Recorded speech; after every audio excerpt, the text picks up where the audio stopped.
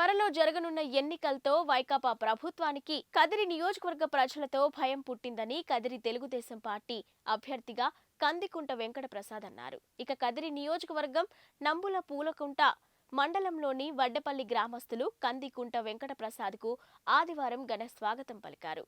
ఇక కందికుంటను గ్రామంలో ఊరేగింపు చేశారు. అనంతరం గ్రామస్తులు ఏర్పాటు చేసిన సమావేశంలో వడ్డపల్లికి చెందిన వైసీపీ పార్టీ ఉప సర్పంచ్ వెంకటయ్య, మాజీ ఉప సర్పంచ్ రమణయ్య, వీరితో పాటు 40 కుటుంబాలు వైకాపా పార్టీ నుంచి తెదేపా పార్టీలో చేరి కండువాలు వేసుకున్నారు. ఇక కందికుంట వెంకట ప్రసాద్ సభలో మాట్లాడుతూ త్వరలో జరగనున్న ఎన్నికల్లో వైకాపా ప్రభుత్వానికి తగిన గుణపాఠం చెప్పి తెదేపా పార్టీని అధికారంలోకి వచ్చేలా ప్రతి ఓటరు, కార్యకర్తలు, తెదేపా నాయకులు శ్రమిస్తే విజయం తథ్యమన్నారు.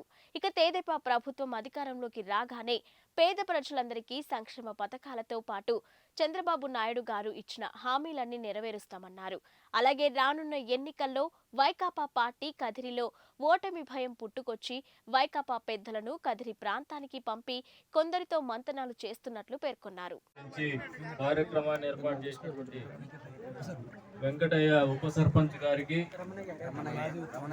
రమణయ్య మాజీ ఎక్స్ సర్పంచ్ గారికి,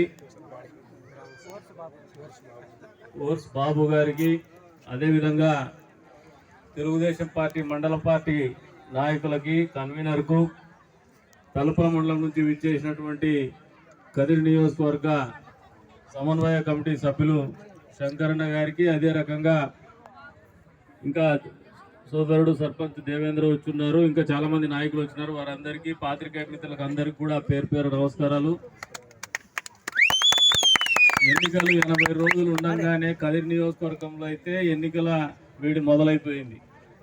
ఇది 80 రోజులు ఉంది ఈ రోజుకి, కానీ మనకు 10 రోజుల కిందట మొదలైంది.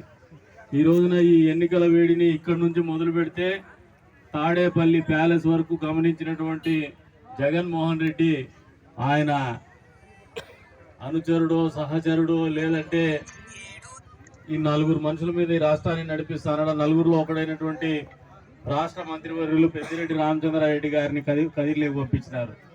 అంటే ఎంత పెద్ద ఎత్తున కదిరి నియోజకవర్గంలో ప్రజలు జగన్మోహన్ రెడ్డిని భయపెడతారో ఒకసారి ఆలోచన చేసుకోమంటాడు. ఈ భయానికి కారణం ఏంది? ఈ భయానికి కారణం ఒకటే, ప్రజలందరూ కూడా ఈ ప్రభుత్వాన్ని అసహించుకుంటున్నారు. ముఖ్యమంత్రి గారి పనితీరును అసహించుకుంటున్నారు.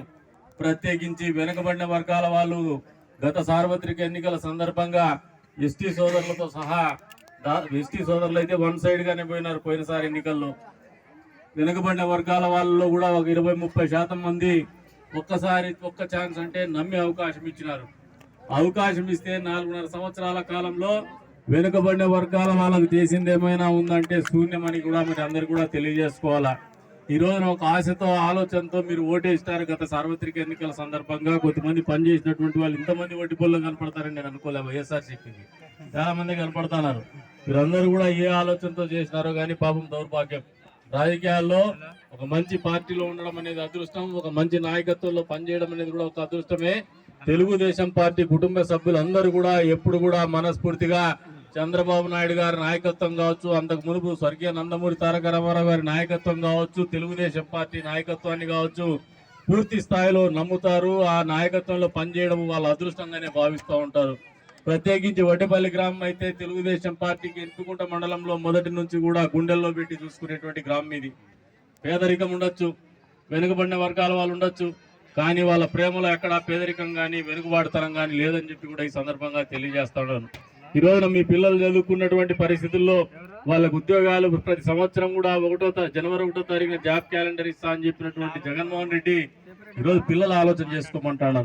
చాలా మంది పిల్లలు వచ్చినారు యువత ఇక్కడికి, వాళ్ళు నిరుద్యోగంలో కొట్టుమిట్టాడేటువంటి పరిస్థితులు. జాబ్ క్యాలెండర్ అనేది ఒక అపోహ, ఒక అబద్ధం అనేది వాస్తవం.